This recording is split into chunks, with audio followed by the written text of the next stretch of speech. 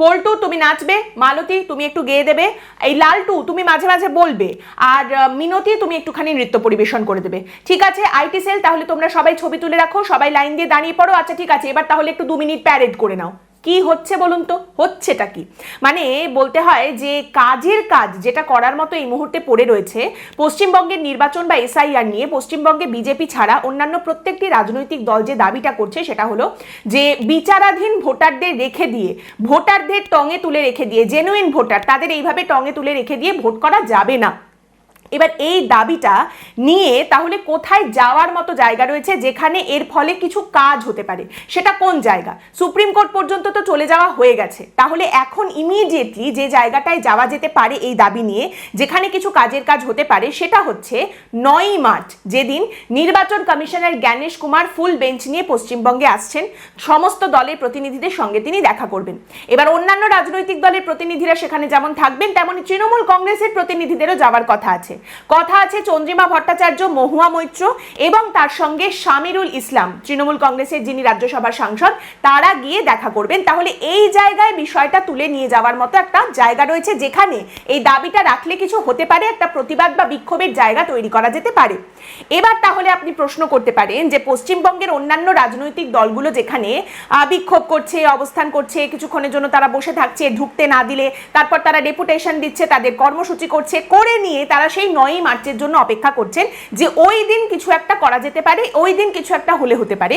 সেখানে দাঁড়িয়ে এই যে 3 দিন যাবৎ তৃণমূল কংগ্রেস সাংস্কৃতিক অনুষ্ঠান যেটা অনুষ্ঠিত হচ্ছে আমাদের রাজ্যে, এইটার মানেটা কি? এখানে কি হচ্ছে? এইটাও খানিকটা লজিক্যাল ডিসক্রিপেন্সির মতোই ব্যাপার, যৌক্তিক অসঙ্গতি, বোঝাটা মুশকিল। তবুও চলুন আমরা একটু চেষ্টা করে দেখি, একটু বোঝার চেষ্টা করি। সার্কাস যখন আসে তখন আবার মানুষ কেন টমেটো ছুটছে সেটাও একটু বোঝার দরকার হয়। প্রথম কথা হচ্ছে, দেখুন মমতা বন্দ্যোপাধ্যায় আগে কিভাবে ধর্ণা দিয়েছেন, এখন কিভাবে ধর্ণা দিচ্ছেন, সেই তুলনায় যাওয়ার কোনো মানেই হয় না। জাস্ট ফান্ডামেন্টালি অনেক কিছু পরিবর্তন হয়ে গেছে। সব থেকে বড় পরিবর্তন, তখন তিনি বিরোধী ছিলেন, এখন তিনি শাসক। বিরোধীরা ধর্ণা দিলে, প্রতিবাদ করলে দেখা যায়, বোঝা যায়, কিন্তু শাসক যখন নিজে মনে করে যে আমি ধর্ণায় বসে পড়বো, তখন গোটা জিনিসটাই প্রথমত প্রবলেমেটিক। দ্বিতীয় সমস্যাটা হচ্ছে যে আরো বেশি করে পশ্চিমবঙ্গের বুকে এটা প্রবলেমেটিক, তার কারণ এখানকার যারা বিরোধী দল তারা কোনায় গিয়ে ঘুপচিতে বসে ধর্ণা দেবে, অবস্থান করবে, তাদের টেনে হিচড়ে তুলে দেওয়া হবে, পুলিশ তাদের মিছিলের পারমিশন দেবে না, আর শাসক ধর্ণা করবে একেবারে রাস্তার মাঝখানে, চারিদিক আটকে মানুষের ভোগান্তি করে বসে, যতক্ষণ ইচ্ছা তাদের সাংস্কৃতিক অনুষ্ঠান থুরি তাদের ধর্ণা তারা চালিয়ে যাবে, কোথাও কোনো সমস্যা থাকবে না।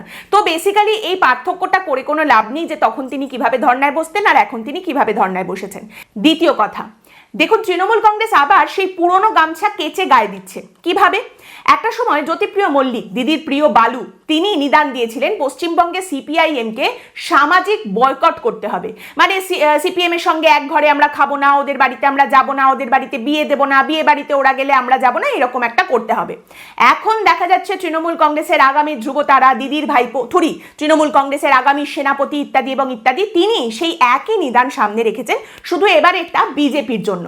তিনি বলছেন যে আগের নির্বাচনে কয়েকটা সামাজিক সংগঠন তারা স্লোগান তুলেছিল নো ভোট টু বিজেপি, কিন্তু এইবার আমি বলতে চাই 10 কোটি বঙ্গবাসীকে সাক্ষী রেখে যে এখন আর নো ভোট টু বিজেপি বললে হবে না, এবার বলতে হবে বয়কট বিজেপি, বিজেপিকে বয়কট করতে হবে। এই কথা বলছেন অভিষেক বন্দ্যোপাধ্যায়।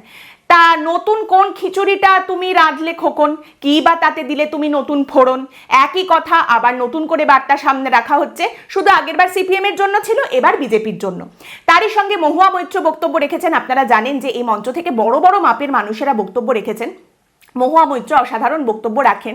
তো তিনি পার্লামেন্টে চিৎকার করে করে একটা কথা বলেন যে বিজেপি একটা ন্যারেটিভ তৈরি করেছে যে যারাই বিজেপি বিরোধী তারাই দেশ বিরোধী, বিজেপির বিরোধিতা করা মানেই দেশের বিরোধিতা, এটা অত্যন্ত ভুল। বিজেপিকে যদি কেউ কোনো বাজে কথা বলে তার মানেই সে দেশকে শ্রদ্ধা করে না, এটা তো হতে পারে না, বিজেপি ইচ্ছে করে এটা তৈরি করেছে। সেই মহুয়া মৈত্র এই মঞ্চের ওপর থেকে বললেন যারা তৃণমূল কংগ্রেসের সঙ্গে নেই তারা বাঙালিই নয়, তাদের বাঙালি হয়ে থাকার কোনো অধিকারই নেই। কি আশ্চর্য ব্যাপার! মানে মহুয়া মৈত্রের মত অনুযায়ী বিজেপি বিরোধিতা হচ্ছে দেশ বিরোধিতা, এটা অত্যন্ত ভুল কথা, কিন্তু তৃণমূল বিরোধিতা মানে বাংলা বিরোধিতা, এইটা কোনো ভুল কথা নয়। বিগ ব্রেন এনার্জি, একেবারে বিগ ব্রেন এনার্জি। রাজনীতি করতে গেলে এই রকমই রাজনৈতিক বিদ্যে লাগে। তৃতীয় বিষয় হচ্ছে, আজ কেউ একটা ন্যায্য কারণে ন্যায্য কথা বললেই সঙ্গে সঙ্গে তার ব্যাপারে অনেক সময় মানুষের স্মৃতির অবলুপ্তি ঘটে যায়। মানে এই যেমন দেখুন, আজ তো শুভেন্দু অধিকারী বিরাট বড় সনাতনী, কিন্তু তিনি যে একটা সময় মাথায় ফেজ টুপি পরে ইফতার করতে যেতেন সেটা অনেকেই ভুলে গেছেন। বামেরা আজ ধর্মনিরপেক্ষ, কিন্তু তারাই যে নির্বাচনে জেতার জন্য আব্বাস সিদ্দিকির মতো পীরজাদার সঙ্গে হাত মিলিয়েছিলেন সেই ব্যাপারটাও অনেকেই এখন ভুলে টুলে যেতে চান।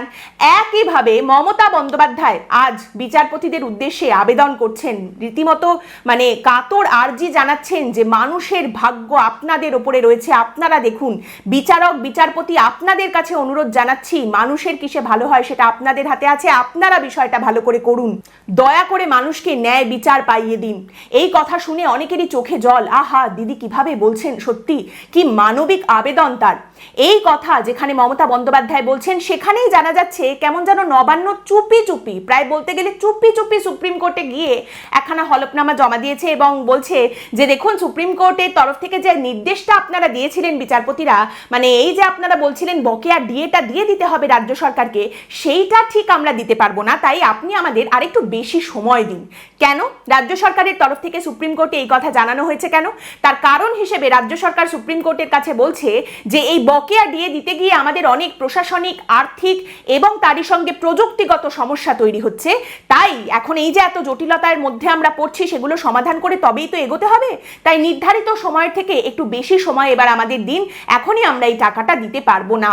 মানে রীতিমতো রাতের অন্ধকারে যে রাজ্য সরকার সুপ্রিম কোর্টের কাছে গিয়ে বলছে সুপ্রিম কোর্টের নির্দেশ তারা এই মুহূর্তে মানতে পারছে না, তারাই পরের দিন সকালবেলা মঞ্চের উপর থেকে বলছে যে যুবসাথীর টাকাটা কিন্তু তোমরা আজ থেকেই পেয়ে যাবে, বকেয়া দিয়ে দেওয়া যাচ্ছে না কারণ আর্থিক সমস্যা তৈরি হচ্ছে। কিন্তু সেই মুখ্যমন্ত্রী মঞ্চের উপর থেকে দাঁড়িয়ে আজ বলছেন যুবসাথীর টাকা 1 এপ্রিল থেকে দেবো বলেছিলাম, কিন্তু আজ শনিবার থেকেই তোমরা এই টাকাটা পেয়ে যাবে। আন্তর্জাতিক নারী দিবস আসছে, সেই উপলক্ষে এটা উপহার আমার তরফ থেকে তোমাদের জন্য, যুবসাথীর টাকা, বেকার ভাতা, বেকার যুবক যুবতীরা পশ্চিমবঙ্গে আজ থেকেই পেয়ে যাবেন। নারী ক্ষমতায়ন ভাতায়ও মম। তাহলে এই ধর্ণা মঞ্চ, অবস্থান মঞ্চ থেকে আপনি পেলেন কি?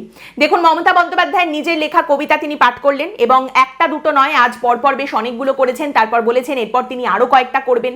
এছাড়া গান প্রচুর শোনা গেছে, একের পর এক গান হচ্ছে। মমতা বন্দ্যোপাধ্যায়ও বলছেন পরিস্থিতি একটু গম্ভীর হয়ে গেছে, চলো এবার একটু গান গেয়ে নাও। ধর্ণা মঞ্চ চলছে, আগেই বললাম সাংস্কৃতিক অনুষ্ঠান মঞ্চ চলছে, কি চলছে আপনার বুঝতে একটু অসুবিধা হতেই পারে। একদিকে আমরা দেখতে পাচ্ছি যে সৈকত মিত্রের সঙ্গে দাঁড়িয়ে বাবুল সুপ্রিয় বাংলা থেকে সবে রাজ্যসভার সাংসদ হয়েছেন, বাংলা গান গাইতে গিয়ে সেই বাংলা গানের লিরিক্স ভুলে গেলেন, ভুলভাল গাইতে শুরু করলেন, তারপর যাই হোক ঠিক আছে লিরিক্স দেখে দেখেই গাইলেন, কোনো অসুবিধা নেই, লিরিক্স অনেকেই ভুলে যেতে পারেন। এবং বাবুল সুপ্রিয় সৈকত মিত্র গান গাইছেন, পাশেই কল্যাণ বন্দ্যোপাধ্যায় খানিকটা তিনি নেচেও দেখিয়ে দিলেন এবং সবাই নিজের প্রতিভাকে তুলে ধরেছেন, মেলে ধরেছেন এই মঞ্চের উপর থেকে। খানিকটা মনে হচ্ছিল যে যেটা পারছে প্রমোট করে যাচ্ছে। মুখ্যমন্ত্রী নিজের কবিতা প্রমোট করছেন, কল্যাণ বন্দ্যোপাধ্যায় নিজের নাতিকে প্রমোট করছেন, তার নাতি 12 বছর বয়সে এমন ভালো সংবিধান জানে যে একেবারে ফাটিয়ে দেবে, কিছু আপনি তার সঙ্গে কথাই বলতে পারবেন না, দারুণ সংবিধান সে বোঝে, তারই সঙ্গে তিনি নিজেও খুব ভালো বোঝেন। তিনি বললেন যে তার কাছে অফার এসেছিল, সেই অফার অ্যাকসেপ্ট করলে তিনি কিন্তু আমাদের দেশের চিফ জাস্টিস হতে পারতেন, প্রধান বিচারপতি তিনি হতে পারতেন এবং তারপর রাম মন্দিরের এইরকম রায় সামনে আসতো না, এরকম কথাও তিনি বললেন। মানে তিনি দারুণ বোঝেন, তার নাতি দারুণ বোঝে, শুধু তার জামাই ভুল বোঝে, সেই কারণে বিজেপিতে চলে গেছে। ওই যে বললাম যে পারছে যাকে প্রমোট করে চলেছে। এবং কোথাও একটা গিয়ে দাঁড়িয়ে মনে হচ্ছিল যে এইরকম সমস্ত ভয়ঙ্কর মারাত্মক যেসব কবিতা, গান, এগুলো হয়তো সাধারণ মানুষকে এমনিতে বললে তারা মোটেই শুনবে না, সেই জন্য সেগুলোর জন্যই হয়তো এই মঞ্চটা তৈরি করা হয়েছিল, এরকম একটা ধর্নার প্রস্তুতি, একটা আয়োজন সেই জন্যই হয়তো করা হয়েছিল।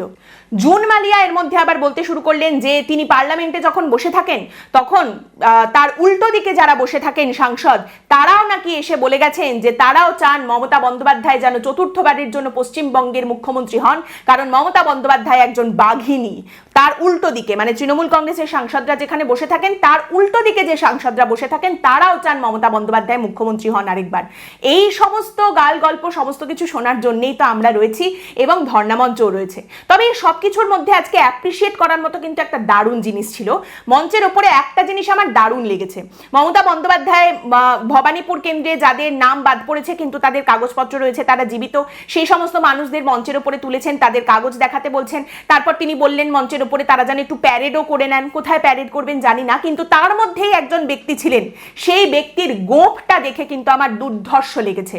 মুছে হো তো নাথুলাল জেসে হো, সেই নাথুলালের পরে এই ব্যক্তির গোঁফ, এটা মানে কিন্তু মানে হাইলি ইমপ্রেসড, দুর্ধর্ষ গোঁফ নিয়ে তিনি মঞ্চের উপর উঠে এসেছিলেন।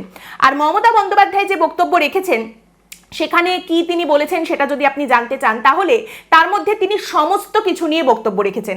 এক লাইন একটু নীতিশ কুমার, এক লাইন একটু যুদ্ধ, এক লাইন একটু গ্যাসের দাম, এসআইআর, তার সঙ্গে মানুষের ভোটাধিকার, তার সঙ্গে কোথায় ইউনিয়ন টেরিটরি হয়ে যাচ্ছে তিনি প্রতিবাদ করেছেন বলে সেটাকে উইথড্র করা কিভাবে হয়েছে, তারই সঙ্গে এপস্টিন ফাইলে কি কি আছে, সেই সমস্ত কিছু নিয়ে কিন্তু তিনি বক্তব্য রেখেছেন। দেখুন, বাঙালির এইরকম সাংঘাতিক অবস্থা কেনই বা হবে না বলুন তো? একদম হাতে হ্যারিকেন বাঙালির কেনই বা হবে না? আমাদের এখানে আমাদের বিদ্যুৎ মন্ত্রী ফুটবল আর স্বাস্থ্যমন্ত্রী সঙ্গীতের এক্সপার্ট, বাংলা নিয়ে যাদের এক্সপার্টিস রয়েছে তারা তো মোটে ধোপে টেকেন না, তারা তো পাত্তাই পান না। এখানে একজন সাংবাদিক রয়েছেন, তিনি আবার বিরোধী নেতার হাসি আর মুখ্যমন্ত্রীর কাশি দেখলেই বলে দিতে পারেন যে ভোটের ফলাফলটা কি হতে চলেছে, এই হচ্ছেন বাঙালি। আবার আরেকজন সাংবাদিক রয়েছেন যিনি হরমুজ না তরমুজ হিসেবে আমি দাবি করছি যে রবীন্দ্রনাথ ঠাকুর মানুষটা খুব একটা শিক্ষিত ছিলেন না, তাই এই অভাগা বাঙালির জন্য তিনি লিখে গেছেন, বহুদিন ধরে বহু ক্রোশ দূরে, বহু ব্যয় করি বহু দেশ ঘুরে, দেখিতে গিয়েছি পর্বতমালা, দেখিতে গিয়েছি সিন্ধু, দেখা হয় নাই চক্ষু মেলিয়া, ঘর হতে শুধু দুই পা ফেলিয়া, একটি ধানের শীষের উপরে একটি শিশির বিন্দু।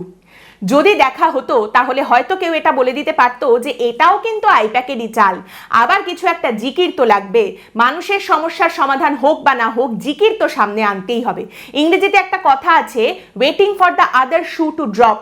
আপনি দেখুন, পরিবর্তন যাত্রা সেভাবে টিভিতে নেই, সেভাবে ফুটেজ পাচ্ছে না, বামেদের বিক্ষোভ অবস্থান সেভাবে টিভিতে নেই, ফুটেজ পাচ্ছে না, সমস্ত ফুটেজ একাই তিনি টেনে নিয়ে চলে গেছেন মেট্রো চ্যানেলে, কোনো সমস্যা নেই, সব তার কাছে, সব টিভিতে শুধু তাকেই দেখানো হবে, এমন পরিস্থিতি তৈরি করতে হবে। এবং তারই সঙ্গে ব্যাপারটা বেশ সুন্দর সেট হয়ে গেছে, কিন্তু একলা চলরে থেকে এখন স্পিকারকে সরানোর জন্য সমর্থন, সে কথাও সামনে রাখা হয়েছে। যেদিন মমতা বন্দ্যোপাধ্যায় ধর্নায় বসে রয়েছেন, সারা দিন ধর্না মঞ্চে যেদিন তিনি বসে রয়েছেন, সেদিনই আবার সন্ধেবেলা একটি নিউজ চ্যানেলে তার এক্সক্লুসিভ সাক্ষাৎকার প্রকাশিত হবে, মমতা বন্দ্যোপাধ্যায় সাক্ষাৎকার। অতএব চারিদিককার ফুটেজ একটা জায়গায় কেন্দ্রীভূত করো। সুন্দর হিসেব, দুদিন ধরে ধর্না হবে, তারপর আরো হাফ দিন, দুদিনের ধর্নার পর একদিন মিছিল, তারপর তো সন্ধেবেলা আবার ইন্ডিয়ার ম্যাচ আছে, তার আগে সবাইকে বাড়ি পাঠিয়ে দেবো, টিভি ছেড়ে দেবো, মানুষকে খুশি করে দেবো, কোনো সমস্যা নেই। এরপর নির্বাচন কমিশন আসবে, তাদের সঙ্গে একটু কথা বলতে যাব, বাইরে বেরিয়ে এসে মানুষের সমস্যার সমাধান হোক বা না হোক রাগটা কিন্তু দেখিয়ে দিতে হবে। তারপর আবার সুপ্রিম কোর্ট কি বলে সেটুকুও শুনে নেব, তারপর থেকে আবার চলবে লাগাতার চালাও চাক্কা জ্যাম জীবন। আজকের পর্ব এখানেই শেষ করছি। আপনাদের মতামত অবশ্যই জানাবেন, পরের দিন দেখা হবে অন্য একটি বিষয় নিয়ে আলোচনায়। ভালো থাকবেন।